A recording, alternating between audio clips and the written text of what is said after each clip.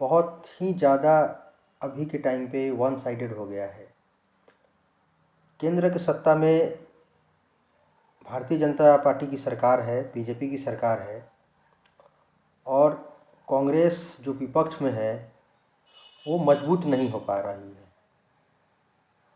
कोई भी ये देख के कह सकता है कि कांग्रेस हर एक दिन कमज़ोर होते जा रही है।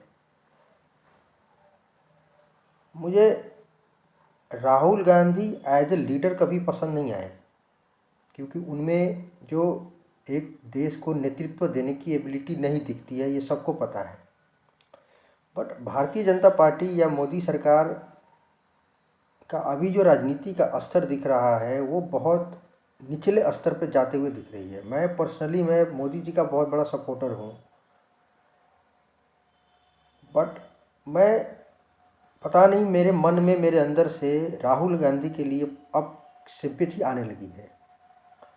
एक बंदा ऑलरेडी इतना ज़्यादा पॉलिटिक्स में स्ट्रगल कर रहा है, मेन स्ट्रीम में आने के लिए इतना ज़्यादा वो हाथ पैर मार रहा है, वो बंदा अपने आप में ही ज़्यादा कुछ नहीं कर पा रही है, बट बीजेपी को उससे भी सुकून नहीं मिल रही है। उस बंदे की कैरेक्टर तो असैसिनेट कर रहा है ये केंद्र सरकार तो कर ही रही है, साथ में साथ उनके जो आसपास के लोग हैं, कांग्रेस के जो बहुत अच्छे कदावर नेता हैं, उनको भी तोड़ तोड़ के अपने अंदर मिलाते जा रही है। मतलब अजीब स्थिति ये हो गई है कि ये लड़ाई विचारधारा की रही ही नहीं। जो कमलनाथ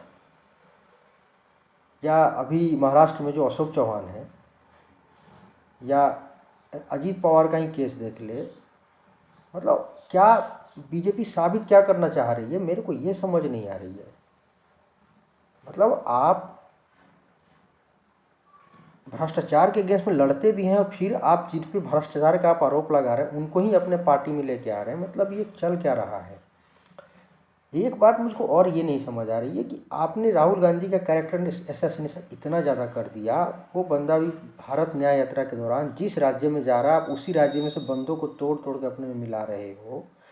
यार, आपके अपने पार्टी में उस राज्य में इतने सारे नेता हैं कि आपकी सरकार 10 बार भी बन जाए तो आप सब नेताओं को मंत्री या किसी पद नहीं दे पाएंगे। फिर आप दूसरे पार्टी के नेताओं को भी लेके आ रहे हैं, फिर उनको आप कैसे अकोमोडेट करोगे।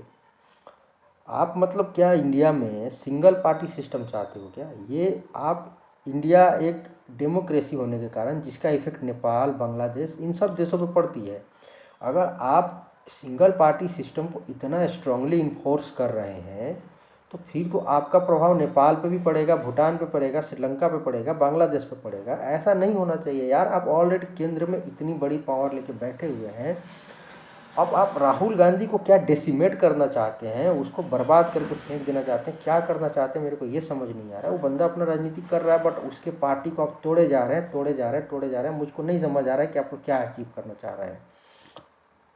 ये अगर विचारधारा की लड़ाई है, मैं बहुत ज़्यादा हिंदूवादी नेता ही हूँ। मेरे को लगता है कि हिंदू हेरिटेज को बचाना चाहिए, हिंदू होने पर गर्व करना चाहिए। बट अगर विपक्ष की आवाज़ पूरी कमज़ोर हो जाए तो फिर मज़ा नहीं आता है यार। मैं आपसे सिंपल एक बात कहना चाह रहा हूँ, आज ये इंडिया में हिंदू रिसर्जेंस का माहौल आया है। भारत में सब लोग अपने आप को प्राउड हिंदू कहने पे बहुत फ़ख्र महसूस कर रहा है। बट मुझको सबसे बड़ा आपसे सवाल ये पूछना चाह रहा हूँ, अगर एंटी हिंदू माहौल नहीं होता तो फिर ये हिंदू रिसर्जेंस भी तो नहीं होता ना। आप ऐसा एक माहौल बना देंगे जहाँ पे सिर्फ हिंदुत्व का ही बात हो, तो फिर 10 साल 20 साल बाद ऐसा स्थिति आएगा जब फिर से ये विचारधारा नीचे जाएंगी और एंटी विचारधारा, जो एंटी हिंदुत्व विचारधारा है, बहुत पीक पे आएगा। मेरा ये मानना है इस मैटर में कि बीजेपी को अपने विचारधारा पर स्टिक रहना चाहिए और किसी और पार्टी के नेताओं को ज़बरदस्ती इंक्रोज करके अपने में लाकर अपने आप को पता नहीं अब क्या अचीव करना चाहती है। 500 में 500 सीट जीत के भी आप कौन से तीर मार लोगे? आप क्या इंडिया के बाहर जाके भी सरकार बनाओगे क्या? कुछ तो विपक्ष के लिए रहने देना चाहिए।